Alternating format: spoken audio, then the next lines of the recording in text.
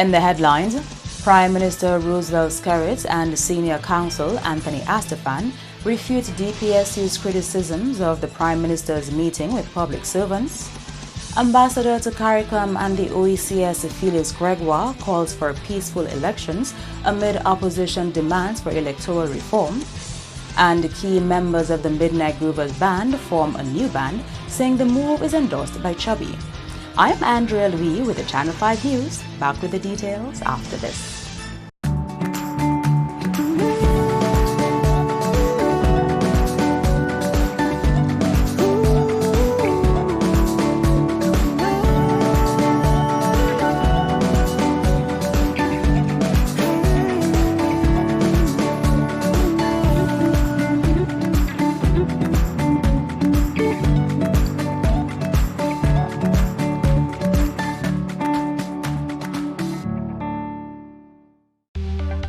Here are some tips to reduce mosquito presence in and around your home. Keep water storage containers properly covered. Remove containers that can collect water from your surroundings. Keep garbage bins tightly covered.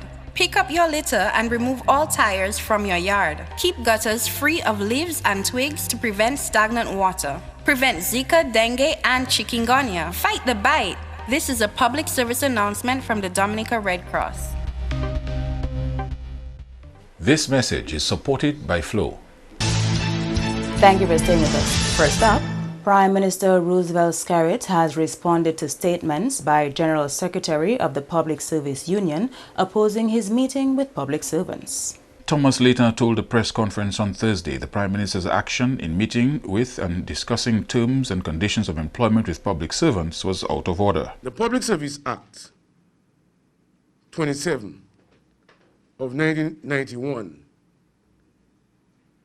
sets in it the establishment of a personnel of an establishment, personnel and training department and the Public Service Board of Management. And in that act, section D, 18D of the act, among other things, among other duties, says that that department of government established procedures or establishes procedures for treating with the representative body or with public officers as required or permitted by the Act in respect of the following: the classification of offices, grievances, pay and allowances, and the terms and conditions of employment, including promotion. Terms and conditions. Personnel matters fall under the terms and conditions of employment. It is very clear. It is the establishment, personnel, and training department that treats with public officers through their unions on all these matters. Nowhere is any minister of government mentioned in the Act or in the Constitution. The fact that the Honorable Minister has recently held meetings with public officers is an apparent effort to undermine the work of the legitimately designated representative of employees employees. On Thursday, March 23rd, the day that we held our widely published rally with public officers, the Prime Minister had ordered all junior clerks to a meeting with him to discuss working conditions. I just read to you that working conditions are discussed with public officers by the establishment, personnel, and training department, not the Prime Minister, not any other minister of government. On Tuesday, the 23rd of April, he again called a meeting, this time for senior clerks and executive officers, where he presented himself, in our opinion, as both the employer and the union, discussing matters related to the appointment and other terms and conditions of work of public officers. The DPSU is dismayed at this conduct by any or by the sitting Prime Minister. But Prime Minister Skerrit says he's authorized to meet with public servants and the union is basically playing politics. It's interesting to note that when Mr. Later is criticizing people on the condition of work of the public officers and this and that, he does not direct it at the public service. He directs it at the Prime Minister and the government and the cabinet. And I believe that I have a duty and a responsibility as Prime Minister to meet with any public officer or groups of public officers at any time to discuss the way the public service is functioning.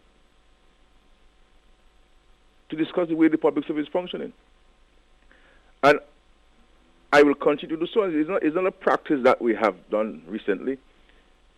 We meet with teachers, we meet with nurses, we meet with various groups of public officers to discuss the public service.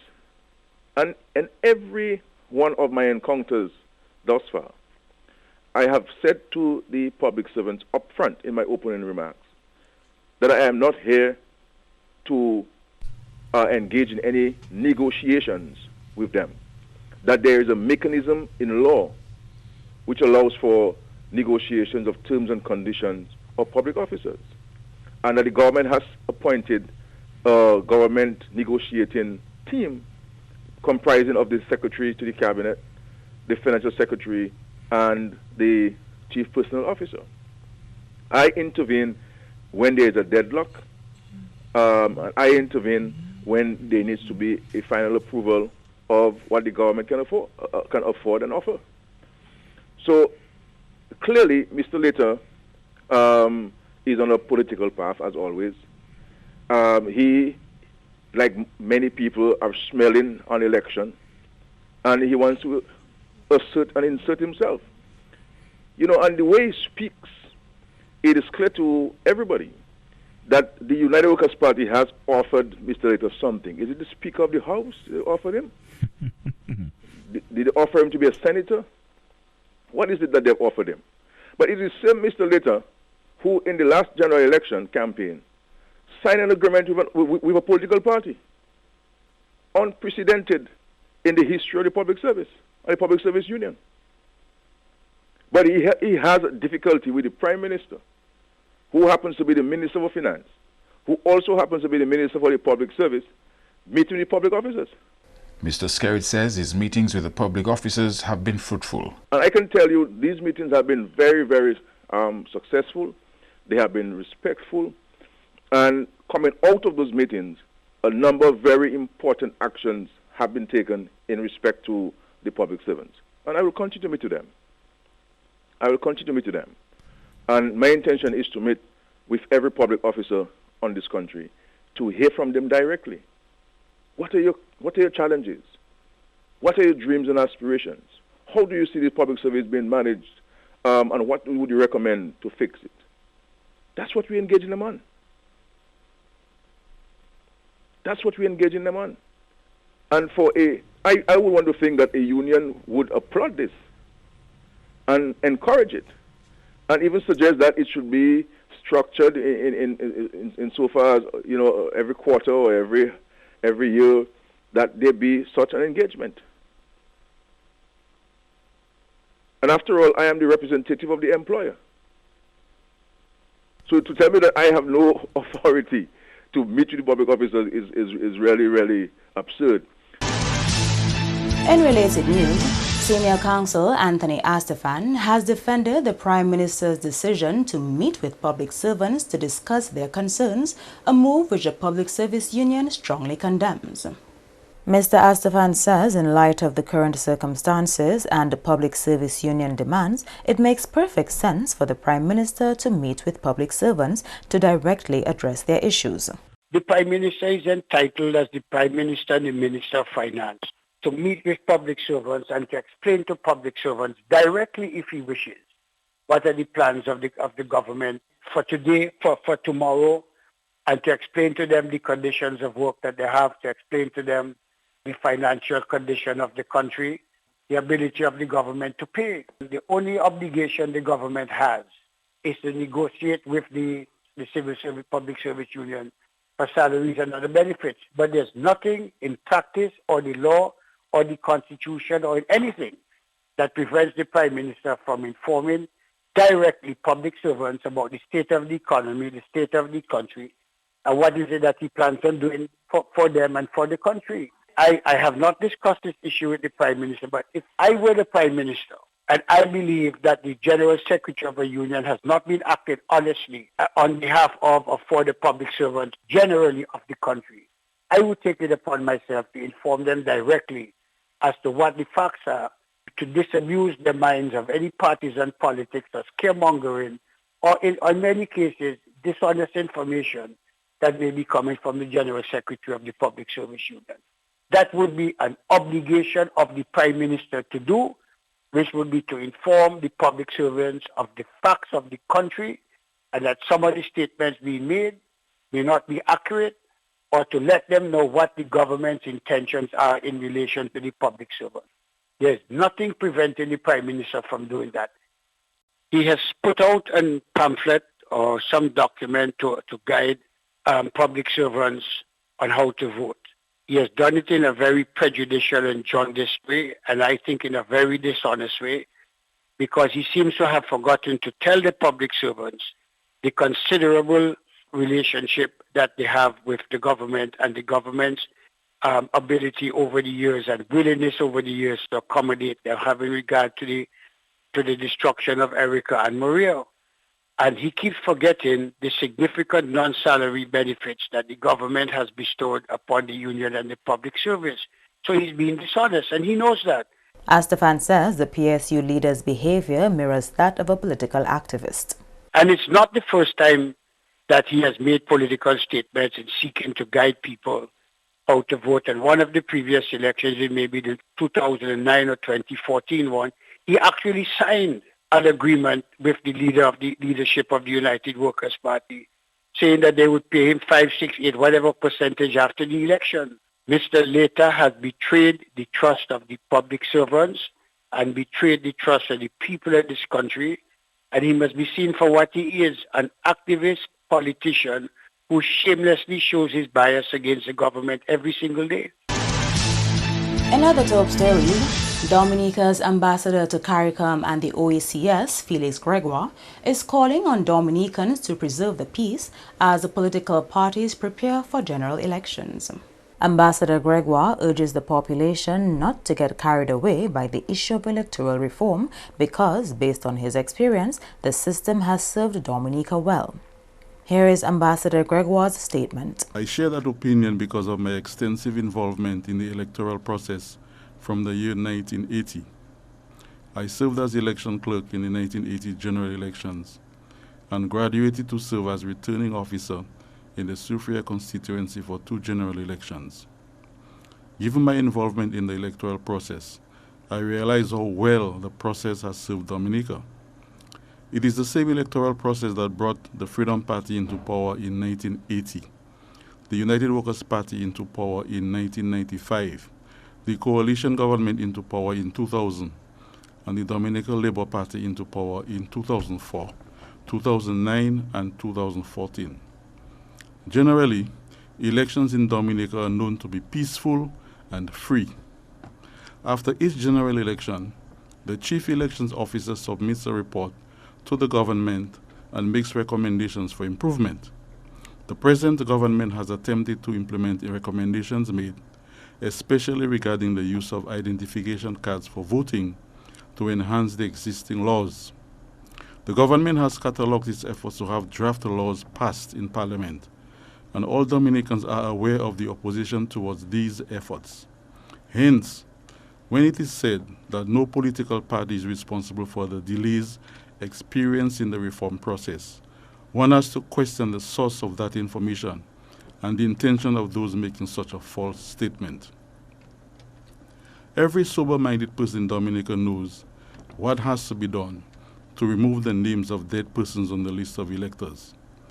The election laws are very clear on this matter, and the fact that the soldiers of electoral reform are not doing what is necessary in that regard begs the question whether they are serious or just interested in having a dead horse to flog. I have read a copy of the document entitled Interim Report on the Electoral Reform Effort by the group comprising of leaders of church, business, and civil society. The copy I have read is not signed, and I have not been able to find a signed copy. Therefore, I will reserve my comments on that report in the public domain until I have found a signed copy. You are watching the Channel 5 News. Stay tuned for more after the break.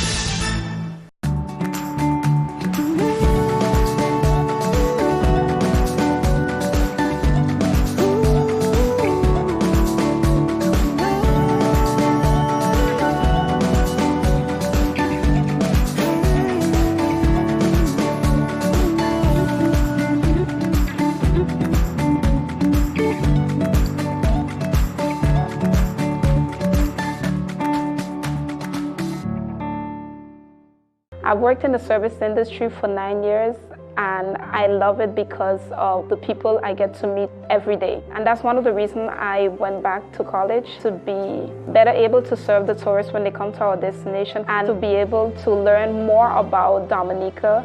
I love learning more about Dominica because the more I learn, the more I can share. And I just want to share Dominica with everyone. I'm from Munjan, which is in the southeast of Dominica, and have lived overseas for 24 years. Living overseas has made me appreciate Dominica and all it has to offer, like taking a walk in the forest, going to the botanical garden, or even drinking fresh Sus water. I never thought I could miss green so much. Even as a student, I'm still directly linked to the tourism industry, from something as simple as giving directions to tourists, or even more involved like an internship at a hotel, or a cleanup campaign with the HTA. As a tourism student, I have made the decision to take my place in this tourism industry. My name is Lucina Nicholas, and tourism is my business.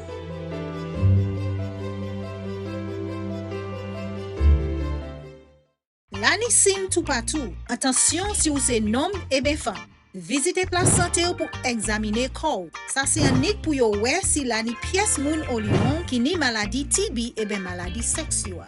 En compagnie moun qui ni maladie HIV pe ni TB aussi. Savent qui l'année guérison pour TB. Ou ça vivre en bonne santé même si ou ni maladie HIV. Parlez by docteur. Prends responsabilité ou. Aidez du bout de maladie TB et HIV. Pour agir tout le monde pour examiner corps yo.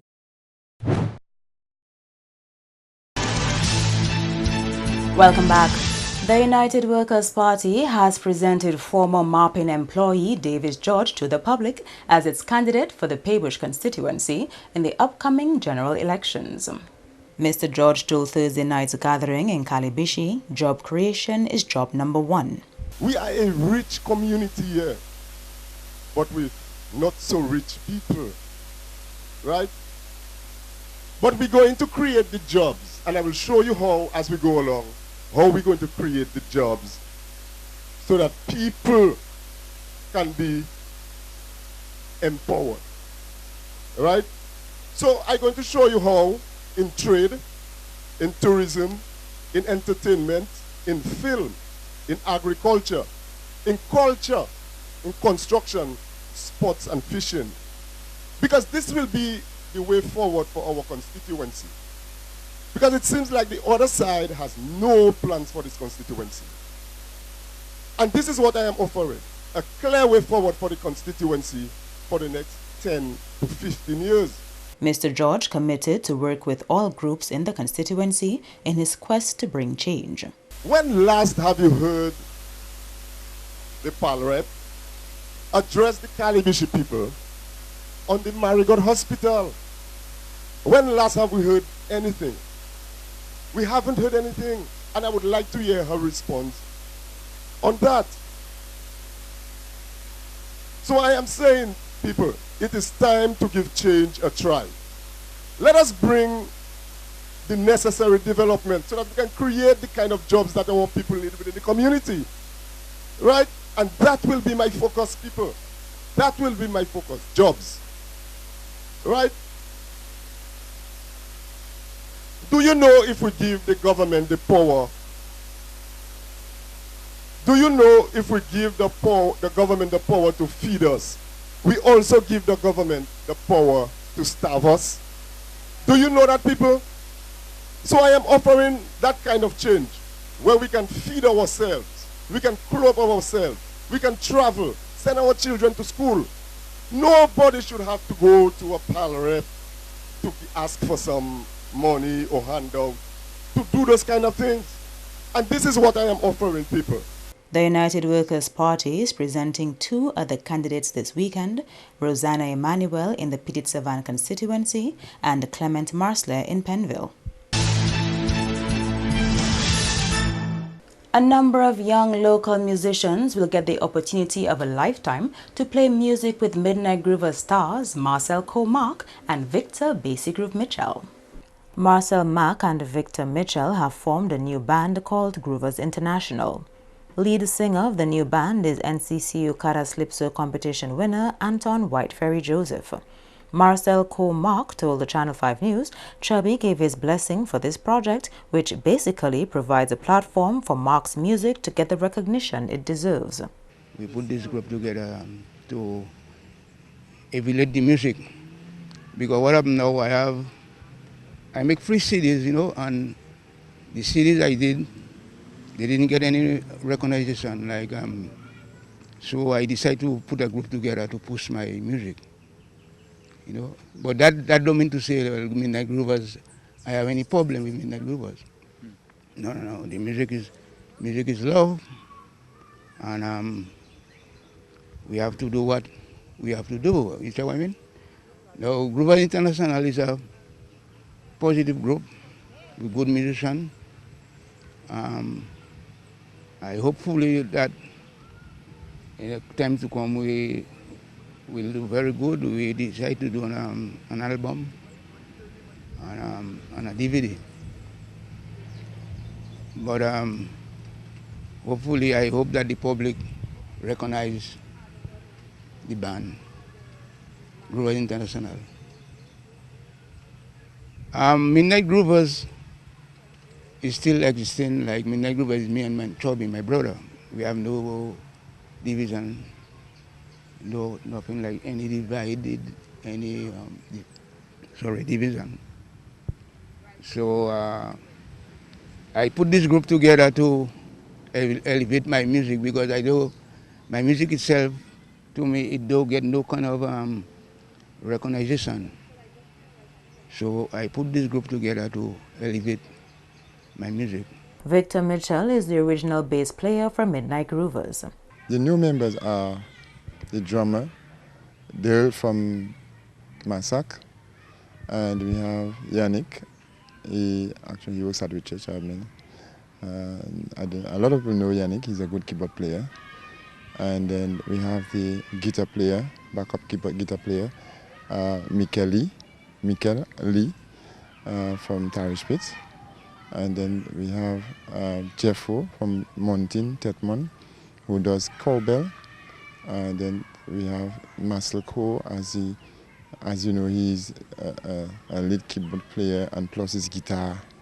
He wants to maintain that, which he does very well. And then they have me as the bass player, as usual. I played with the band Midnight Groovers for 28 years plus, and then, you know, I make it what it's supposed to be, actually. And then sometimes you have to make space for someone else to do whatever you have to do, because you have things to do, and then, you know, sometimes the music take a cut, you know what I'm saying?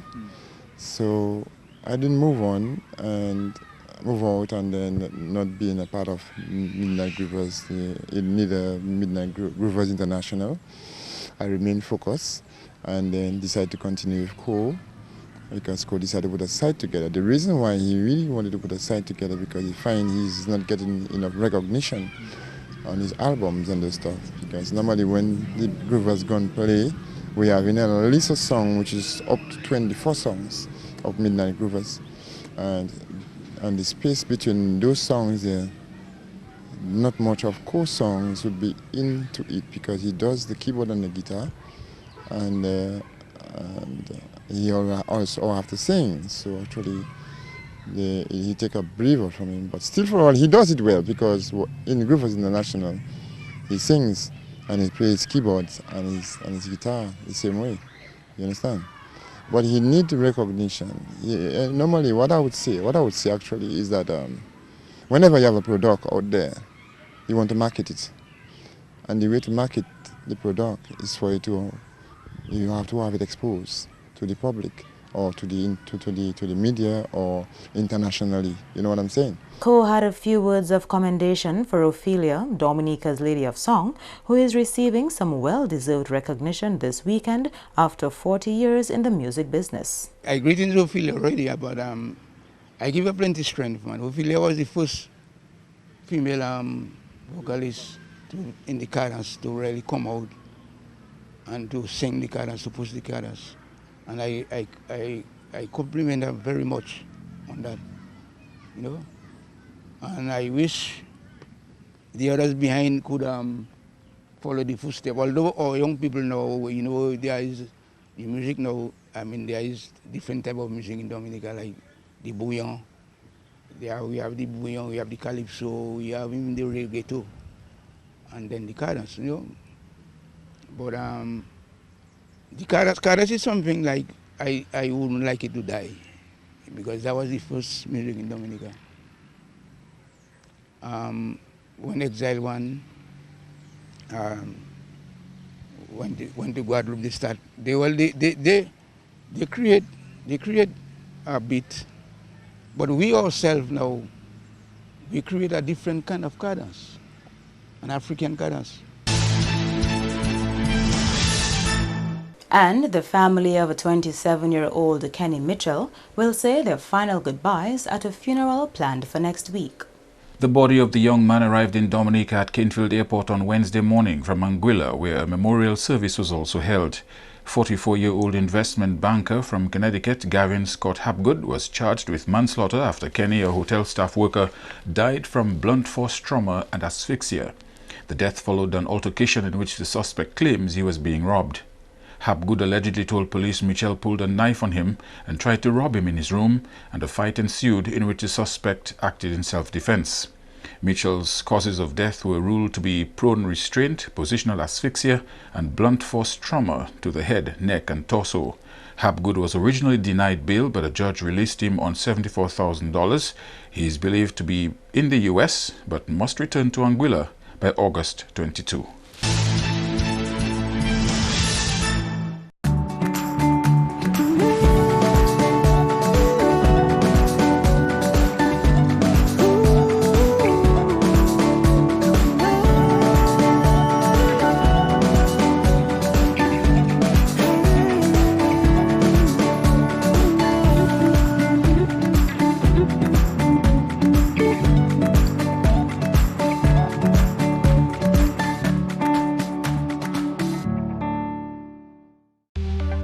Here are some tips to reduce mosquito presence in and around your home. Keep water storage containers properly covered. Remove containers that can collect water from your surroundings. Keep garbage bins tightly covered.